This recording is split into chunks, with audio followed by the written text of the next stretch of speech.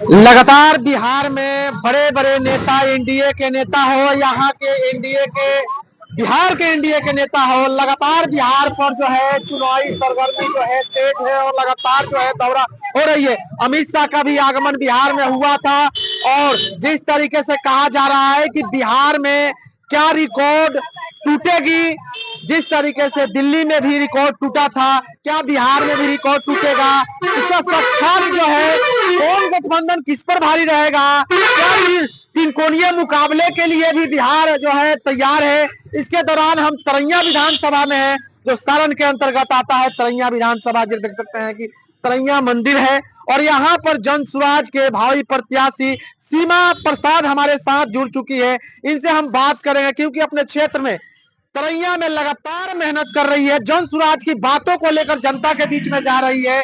Response क्या है, क्या जनता मांग कर रही है, आज सभी विषय पर जानने के लिए हमारे साथ सीमा प्रसाद जी है।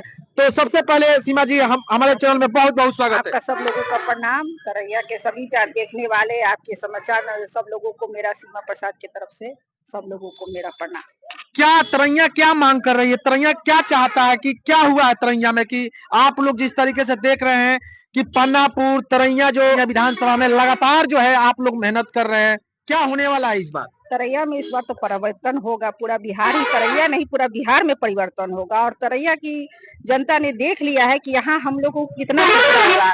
सबसे पीछे तो यहाँ लोग पिछड़े हुए, शिक्षा का बहुत अभाव है। हम अभी जा रहे हैं गांव गांव में, पंचायत में घूम रहे हैं, तो बच्चे लोग को पढ़ने की जो माने स्कूल नहीं मिल रहा है, उस स्कूल को बनाने का काम करेंगे।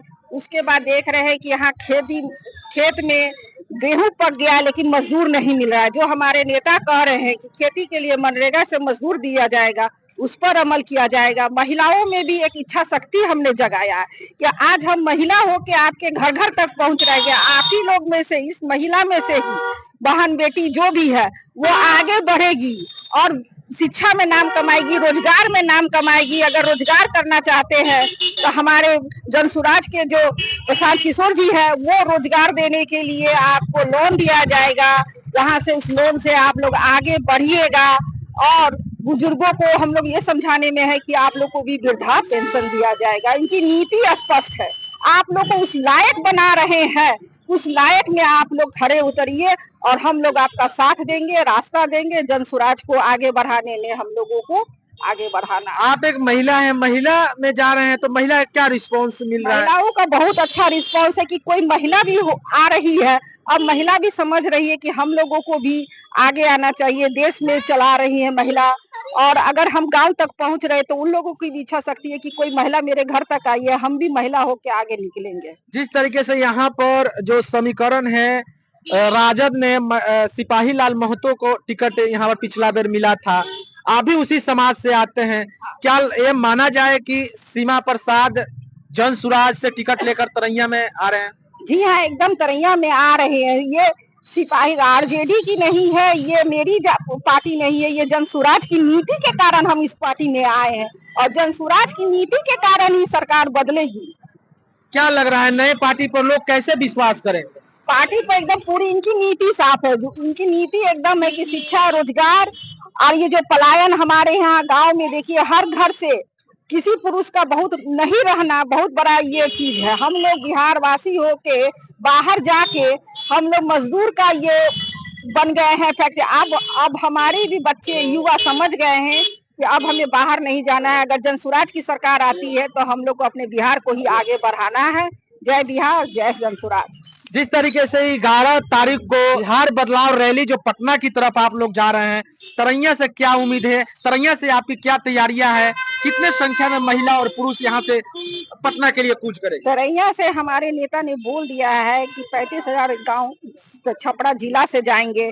तरैया से भी हम लोग जितने से जितने आदमी हो सकते हैं, पूरी तरह से हम लोग का समर्थन है कि आप अपने नेता को खुद ही अपने बातों से सुनिए, समझिए। इसलिए आप लोग को जाना है और देखिए कि हमारे नेता क्या कह रहे हैं। हमारी भी सरकार आएगी तो आप लोग में क्या बदलाव आएगा, इस चीज को फोकस तो यही रहेगा।